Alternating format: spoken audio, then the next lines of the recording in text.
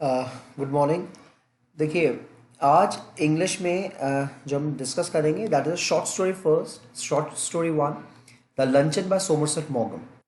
आज हम इस पूरे शॉर्ट स्टोरी की समरी मानो या इसे क्रिटिकल अप्रिसिएशन मानो इस पूरे शॉर्ट स्टोरी का वो हम डिस्कस करेंगे द लंचन का।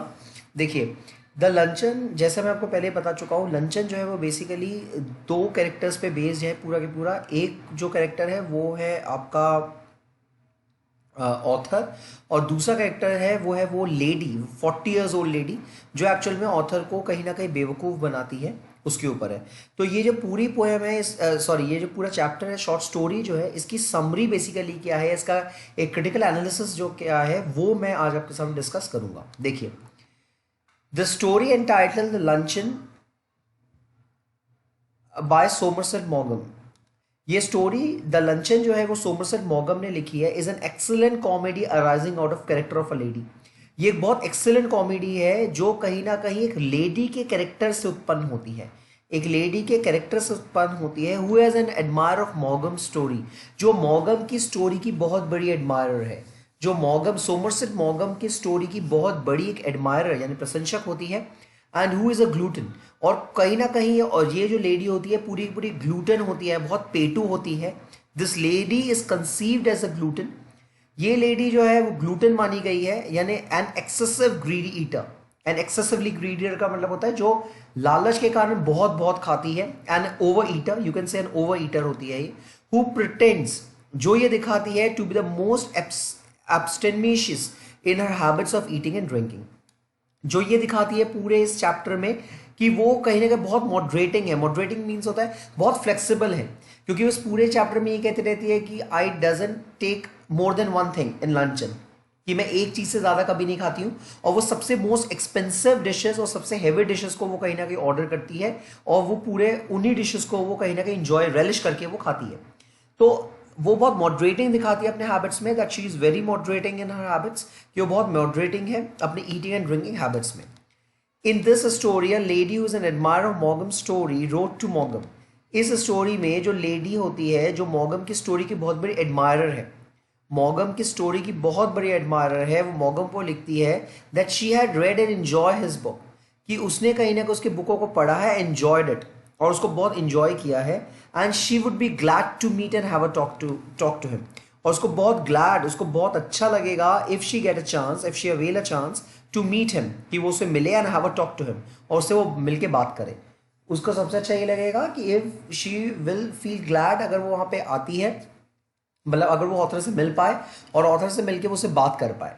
She mention in a letter casually that she would be glad to eat a luncheon at Foyot's, और वो बहुत कैजुअली उस लेटर में ये भी लिखती है that she would be glad to eat luncheon, कि वो कहीं ना कहीं उसको बहुत अच्छा लगेगा वो लंचन कर सके, लंच कर सके। कहाँ पे? फ्योर्ट, फ्योर्ट्स रेस्टोरेंट इन पेरिस। ये फ्योर्ट जो है वो पेरिस का सबसे एक्सपेंसिव रेस्टोरेंट होता है, जहाँ पे एक्चुअल में केवल फ्रेंच के सीनेटर्स जो है कि वही खाना खाते हैं। तो ऑथर एक्चुअल में मॉगम ये जानता था कि ये one of the most expensive restaurant in France, Paris का पूरे का, पर उसके लिए ही वो लेडी जो है मेंशन करते हैं लेटर में कि वो फ्योर्ट में, पेरिस में जो फ्योर्ट रेस्टोरेंट है उसमें वो लंच करना चाहेगी। वेयर द मॉगम was living in a poor quarters. मॉगम जो है वो बहुत बड़ा ऑथर नहीं होता है, वो एक बहुत पुअर क्वार्टर में रहता है, यानी कि एक छोटे से क्वार्टर में रहता है। And Foyot was the most expensive and aristocratic dignified in all the hotels in Paris. और जो फ्योर्ट होता है वो सबसे एक्सपेंसिव और सबसे एरिस्टोक्रेटिक होता है, सबसे डिग्निफाइड होता है वो पेरिस के सारे होटल्स के कंपैरिजन में। पेरिस में जितने भी होटल्स होते हैं उसमें सबसे डिग्निफाइड अगर कुछ होता है तो फ्योर्ट रेस्टोरेंट ही होता है। The author was in a dilemma. इस पूरे चैप्टर में ऑथर जो है एक डेलेमा में रहता है। बेसिकली वो तब तक डेलेमा में रहता है जब तक कि वो उस लेडी से मिल नहीं लेता।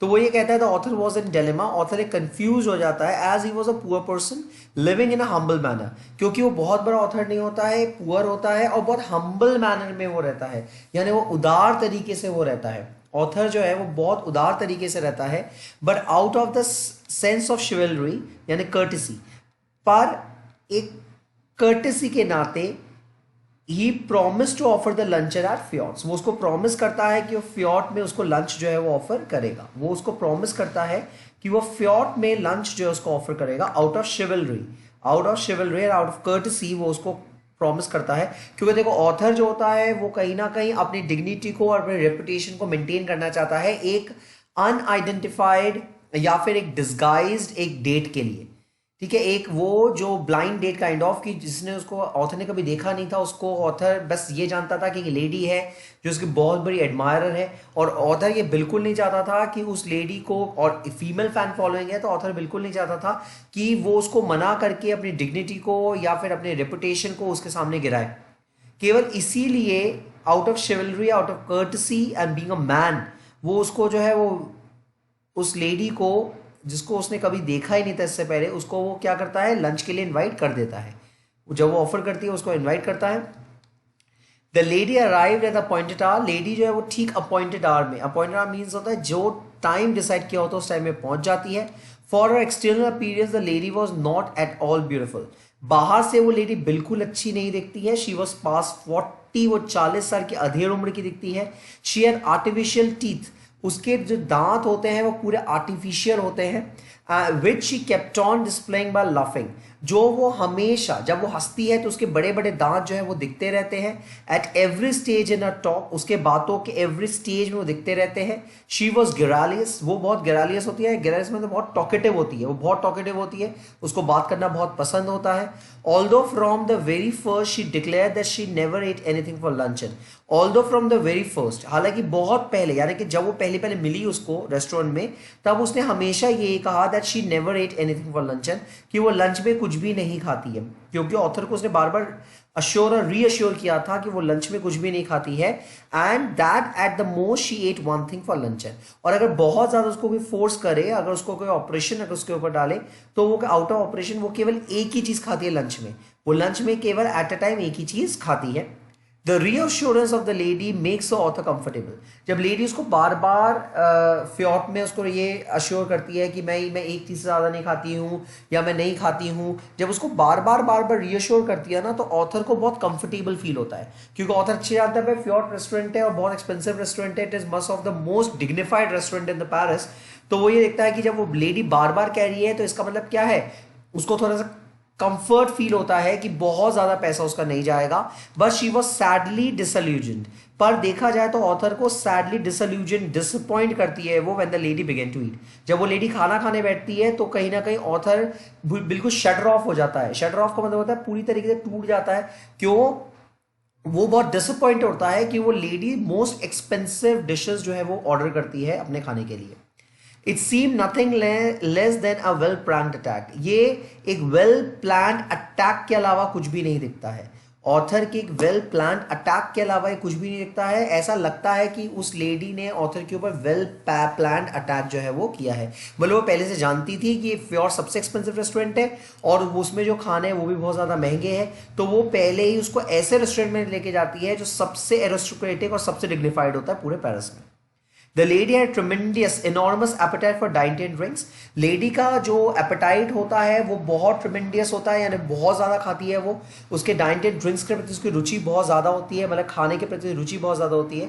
But she did not wish to frighten her host, पर वो अपने होस्ट को, यानी कि होस्ट का मतलब होता है जिसको लंच करवा रहा है, उसको फ्राइटन नहीं करना चाहती है। मतलब शुरू में वो ये नहीं कहता मैं ये खाने के लिए आई हूँ, ऐसा कुछ नहीं होता, बल्कि शुरू से वो उसको अश्योर और रीअश्योर करती है कि she never eat anything for luncheon, and if someone compelled her, तो आउट ऑफ कंपेलेशन वो जो है केवल एक चीज से ज्यादा वो नहीं खाती, लंच में एक चीज ज्यादा वो नहीं खाती है। She assume the role of a confident trick player, इस पूरे चैप्टर में उसने एक ट्रिक प्लेयर के तरह, कॉन्फिडेंट ट्रिक प्लेयर की तरह काम किया। इस लेडी ने बहुत ट्रिकी तरीके से वो चीजों को खाती है, मैं कुछ नहीं खाती, कुछ नहीं खाती, कुछ नहीं खाती, and she kept on ordering for new and the most expensive dishes out of the menu card, और सबसे एक्सपेंसिव डिशेस जो होती है मेन्यू में, वो सबसे एक्सपेंसिव डिशेस को वो क्या करती है, ऑर्डर करती है। तो she plays as a trick player, she gain as confidence her false pretendnesses, और कहीं ना कहीं उसने अपने फॉल्ट प्रिटेंचुअस, यानी कि उसने ऐसे प्रिटेंड किया उसको कि भाई ऐसा कुछ भी नहीं है मेरे साथ, मैं नहीं खाती हूँ, तो ऑथर का जो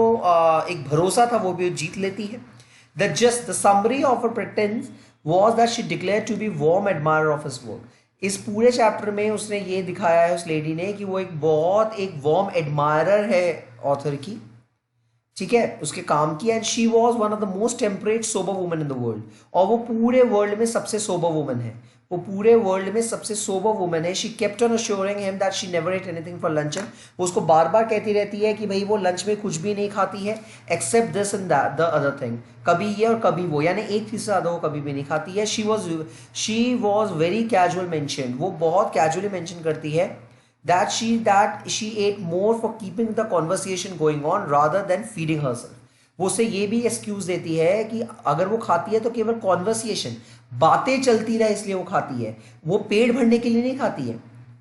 she is not eating to fill her stomach, rather she wants the conversation should go on. वो क्या कहते हैं, if the conversation should goes on, तो कॉन्वर्सेशन को कंटिन्यू करने के लिए वो खाती है, वो अपने स्टमक को फिल करने के लिए वो खाना नहीं खाती है। She mentioned that her doctor had never permitted her to eat and drink anything except this and that and the other thing the found in restaurant. वो इवन तो ये भी मेंशन करती है कि उसके जो डॉक्टर है उसको कभी भी कुछ भी खाने पीने के लिए राजी नहीं करता, मतलब कभी भी हामी नहीं भरता है, कभी उसको खाने पीने के लिए नहीं कहता है, केवल कुछ चीज़ है जिसको खाने के लिए उसका डॉक्टर उसको अलाउ करता है, जो उस रेस्टोरेंट में अवेलेबल भी होती है। And whatever she ate happened to be and whatever she ate happened to be the most expensive, और वो जो भी डिशेस खाती है वो सबसे एक्सपेंसिव होती है। The item in the bill of fair, जो उस बिल ऑफ फेयर में लिखा हुआ होता है, यानी मेन्यू कार्ड में लिखा होता है। In other words she thrust herself upon the hospitality of the author.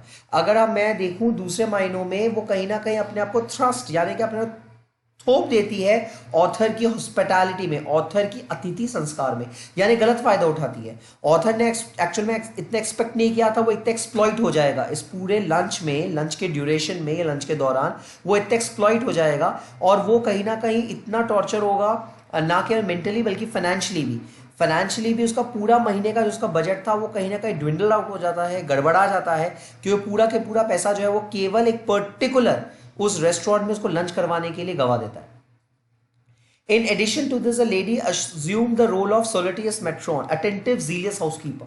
देखा जाए तो ये इस पूरे स्टोरी में लेडी जो है वो कहीं ना कहीं बहुत अटेंटिव, एक सॉलिटियस मेट्रॉन की तरह रही है, giving little bit of advice with diet and drinks. और कहीं ना कहीं उसने ऑथर को डाइट एंड ड्रिंक्स के बारे में भी एडवाइस दिया कि तो मटन चॉप नहीं खाना चाहिए, बहुत हैवी होता है, तुम्हारा पेट भर जाएगा, how you can able to write after eating so heavy luncheon, वो उसको कहती भी है। तो मेन है वो एडवाइस करते हुए diet and drinks. And when she saw the author was ordering the cheap mutton chop cold water himself she suddenly grew anxious in her tone. और जब वो ये देखती है कि ऑथर ने अपने लिए सबसे cheap mutton chop menu card में से ढूंढा है, कोल्ड वाटर उसने ऑर्डर किया है, instead of champagne he goes for cold water, तो इसलिए जब वो दी कोल्ड वाटर उसने मंगाया है, she suddenly grew anxious in a tone, तभी वो बहुत एंशियस, उत्तेजित हो जाती है अपने बोलने में, उसका जो बोलने का जो टोन है वो तेजना भरा हो जाता है।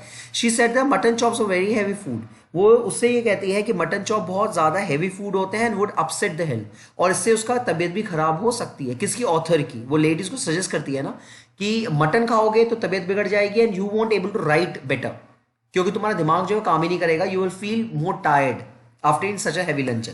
तो इसलिए she would advise him to eat only the lightest of the food, वो उसको केवल एडवाइस करना चाहती है कि तुम हमेशा लाइटेस्ट ऑफ द फूड करो। She declare that one should get up from the meal feeding one could eat a little more, और वो उससे ये भी कहती है कि जब तुम्हारे पेट में थोड़ी सी जगह रह जाए ना खाना खाने के लिए, जब तुम्हारे पेट में थोड़ी सी जगह रह जाए खाना खाने के लिए, तभी तुमको उठ जाना चाहिए। जब तुम्हारे पेट में थोड़ी सी जगह रह जाए खाना खाने के लिए, तभी तुमको क्या करना चाहिए? उठ जाना चाहिए खाने की टेबल से। Although the lady had already taken salmon fish, हालांकि उस लेडी ने पहले ही सैल्मन मछली खा ली थी, एस्पैरागस खा लिया था, कैवियार खा लिया था, व्हाइट वाइन पी लिया था, कॉफी एंड आइसक्रीम उसने खा लिया था।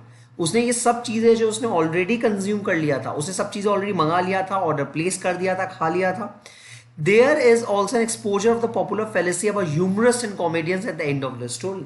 अगर आप इस पूरे स्टोरी में पढ़ेंगे तो लास्ट में लेडी उसको कहती है यू आर वेरी ह्यूमरिस्ट, जब ऑथर उसको ये कहता है ना कि I won't be doing dinner tonight, कि मैं आज रात को डिनर नहीं करूंगा, you are talking about lunch, I won't be doing dinner tonight, तो वो लेडी उसको ये कहते हैं यू आर वेरी ह्यूमरिस्ट, तुम बड़े मजाकिया हो। And she went in the cab, वो वहां से चली जाती है, वो तुरंत एक कैब को बुक करती है, वहां से वो चली जाती है।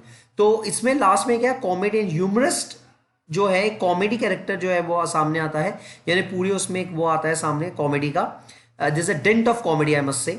When the lady says that the author was a humorist, when he says that he will have no dinner that night.